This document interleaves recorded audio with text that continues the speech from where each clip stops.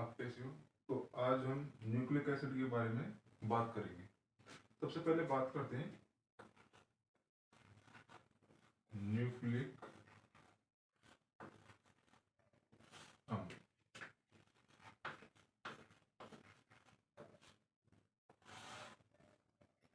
Nucleic अम्ल विज्ञान का एक बहुत महत्वपूर्ण टॉपिक है, जिसमें से हर बार सभी कॉम्पिटेटिव जो एग्जाम होते हैं उसमें क्वेश्चन पूछे जाते हैं, और ये एग्जाम की दृष्टि से बहुत इंपॉर्टेंट टॉपिक है। तो हम बात करते हैं कि न्यूक्लिक अम्ल क्या है। सबसे पहले बात करते हैं कि न्यूक्लिक अम्ल की खोज किसने की थी। सबसे पहले हम बात करते हैं कि न्यूक्लिक अम्ल की खोज किसने की थी। इस अब हम न्यूक्लिक अम्ल की खोज के बारे में जानेंगे।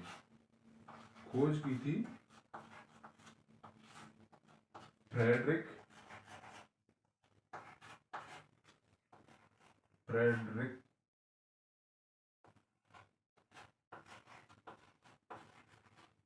Frederick Miescher. तो हमें पता है कि न्यूक्लिक अम्ल की खोज किसने की थी। न्यूक्लिक अम्ल की खोज की थी फ्रेडरिक मिस्चर ने। ये एक डॉक्टर थे जिन्होंने मवाद इसे पस भी बोलते हैं, पस सेल्स में न्यूक्लिक अम्ल की खोज की थी। मैं न्यूक्लिक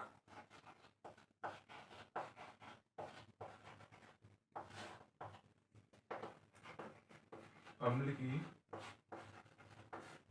खोज की थी।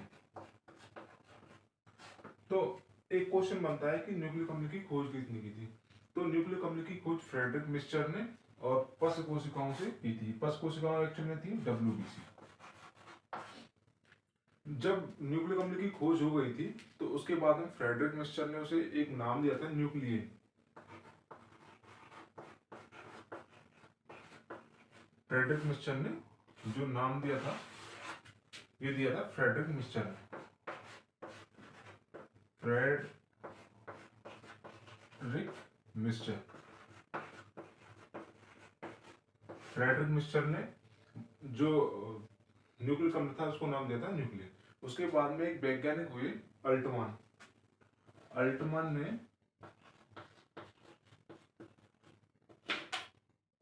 ने इसे न्यूक्लिक अम्ल नाम दिया था।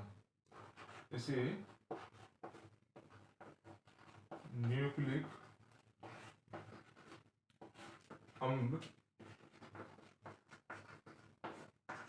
नाम दिया था।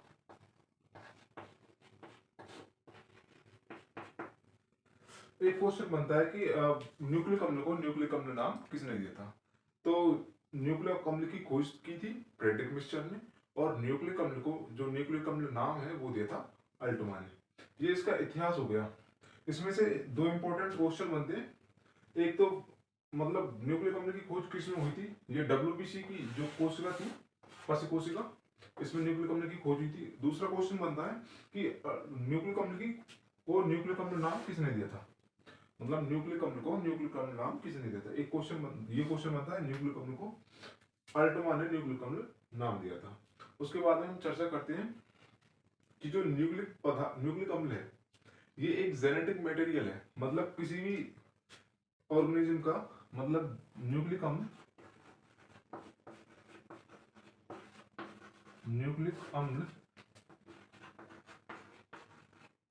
जीव का आनुवांशिक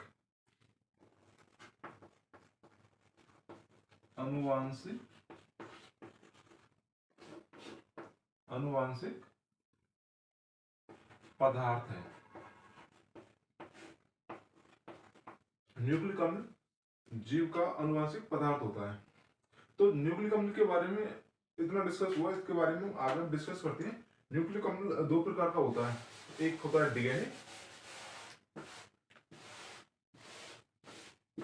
अब बात करेंगे हम न्यूक्लिक अम्ल के प्रकार की। अब टाइप्स ऑफ न्यूक्लिक अम्ल के प्रकार।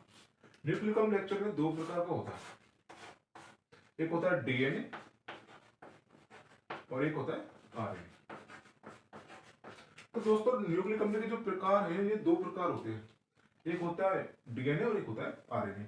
अब डीएनए और आरएनए क्या होते हैं? डीएनए होता है डीऑक्सीराइबो न्यूक्लिक अम्ल और आरएनए होता है राइबो न्यूक्लिक अम्ल।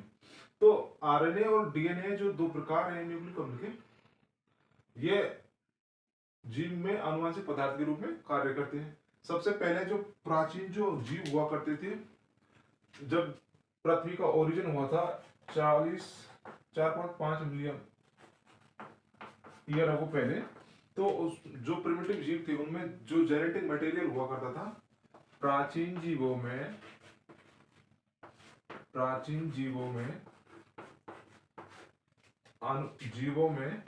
आनुवांशिक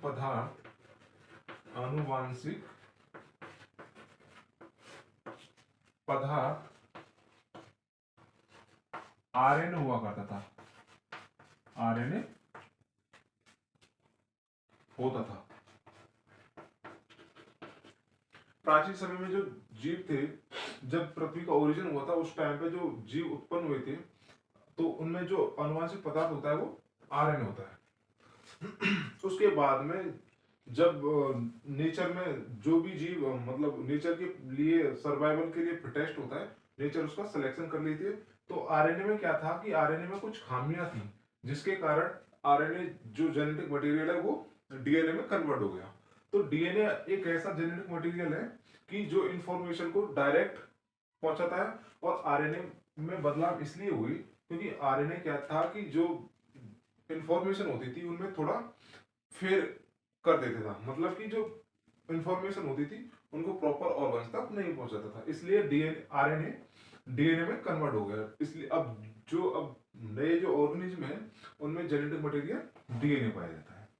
तो डीएनए में जो इसका डीएनए की जो फुल फॉर्म है डी ऑक्सी राइबो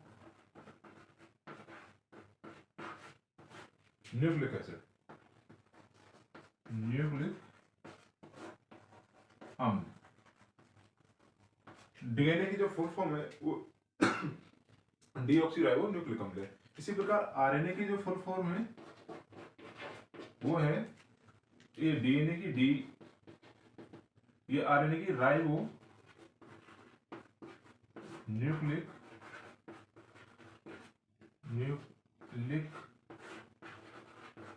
अम्ल।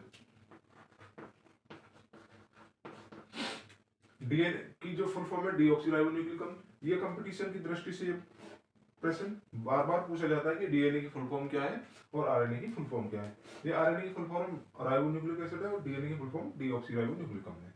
तो हम बात करते हैं कि डीएनए और आरएनए में कितने क्या क्या मतलब अंतर है, और डीएनए और आरएनए में क्या क्यों जो आरएनए है वो डीएनए में कन्वर्ट हुआ, तो इसके बारे में आगे हम बात करते हैं।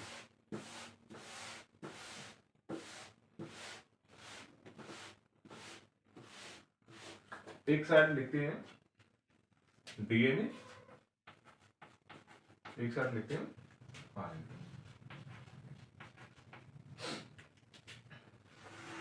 सबसे पहले जो डीएनए है वो डबल हेलिक्स स्ट्रक्चर है, ये द्विकुंडलित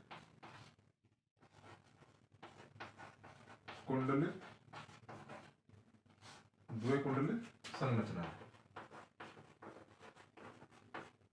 और ये सिंगल हेलिक्स है, एकल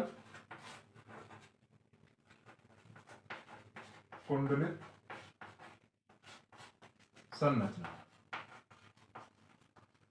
अब डबल हेलिक्स और सिंगल हेलिक्स का क्या मतलब है कि डीएनए जो इसमें दो स्ट्रैंड पाए जाते हैं जो कि एक दूसरे के एंटी पैरेलल होते हैं। डीएनए की जो स्ट्रक्चर है वो कुछ इस प्रकार है, और जो आरएनए की स्ट्रक्चर है वो इस प्रकार के। डीएनए की जो स्ट्रक्चर है उसमें डबल हेलिक्स है और इसमें सिंगल हेलिक्स है। तो दूसरा जो मुख्य अंतर है वो इसमें शुगर का, इसमें डीऑक्सीराइबो शुगर पाई जाती है, D oxy ribo sugar,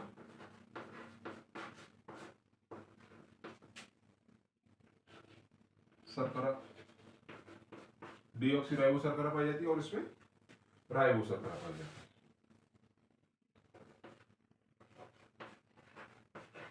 ribose शर्करा पाई जाती है।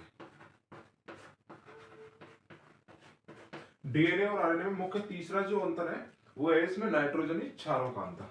तीसरा है इसमें 4 प्रकार के नाइट्रोजनी क्षार पाए जाते हैं। 4 प्रकार के नाइट्रोजन क्षार पाई जाती है।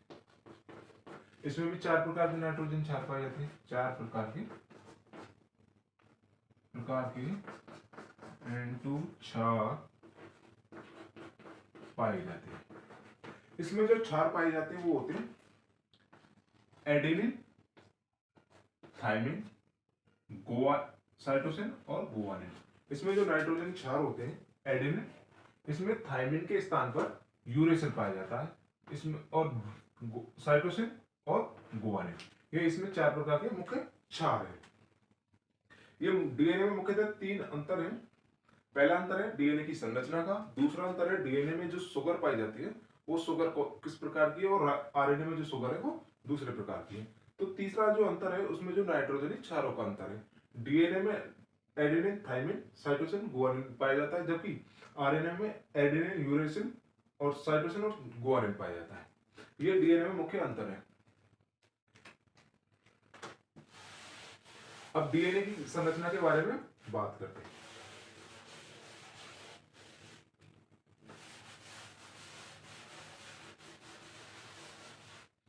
एक वैज्ञानिक हुए थे वॉटसन एंड क्रिक, उन्होंने डीएनए की डबल हेलिक्स स्ट्रक्चर को दिया था। डीएनए की द्विकुंडलित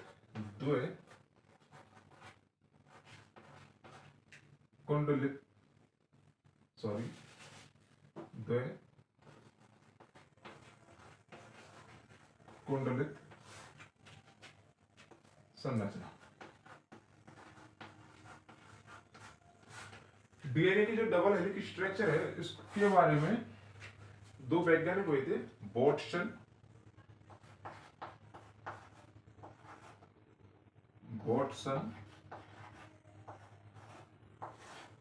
और क्रिक।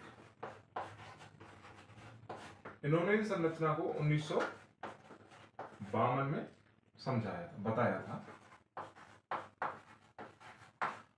डीएनए की डबल हेलिक्स जो संरचना है उसको वॉटसन एंड क्रिक ने 1952 में बताया था। इसके लिए इस उपलब्धि के लिए इनको एक नोबेल पुरस्कार दिया गया था। उनको बच्चों क्या दिया था? नोबेल पुरस्कार से नवाजा गया, सम्मानित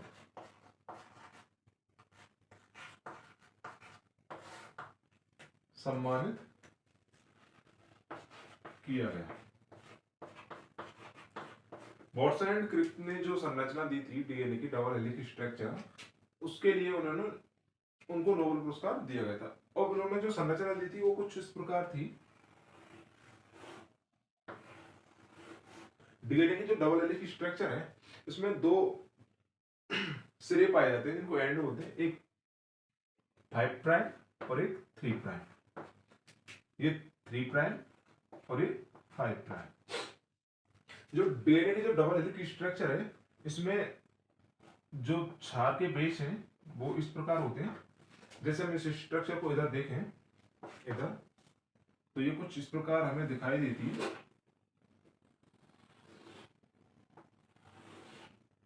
इसमें एडेनिन, थायमिन, साइटोसिन और गुआनिन, एडेनिन और थायमिन। जो एडेनिन और थायमिन है उसके बीच में डबल बॉन्ड पाया जाता है। ए हमेशा डबल बॉन्ड से जुड़ा होता है थायमिन के साथ, और सी हमेशा ट्रिपल बॉन्ड से जुड़ा होता है गुआनिन के साथ। एडेनिन और थायमिन के बीच में ये 2 हाइड्रोजन बॉन्ड पाए जाते हैं। जो एडेनिन और थायमिन के बीच में जो बॉन्ड है ना, इनको बोलते हैं हाइड्रोजन बॉन्ड। हाइड्रोजन बंध। डीएनए की जो स्ट्रक्चर बंधी हुई होती है वो हाइड्रोजन बॉन्डों द्वारा, नाइट्रोजन क्षार होते हैं जो हाइड्रोजन बॉन्डों द्वारा बंधे होते हैं, जो कि डीएनए को एक स्थायी संरचना देने का कार्य करते हैं। इसमें दो हेलिक्स होते हैं, उनके बीच के मध्य की जो दूरी है वो है 20 एंगस्ट्रॉम। इनका जो एक ये हेलिक्स होता है, इसकी जो दूरी होती है वो होती है 3.4 एंगस्ट्रॉम, और जबकि डीएनए की जो स्ट्रक्चर है ये वाली, ये होती है 34 एंगस्ट्रॉम की। इसके बारे में बॉर्सन एंड क्रिक ने बताया था। तो आज के लिए हम बस इतना ही पढ़ेंगे। Thank you.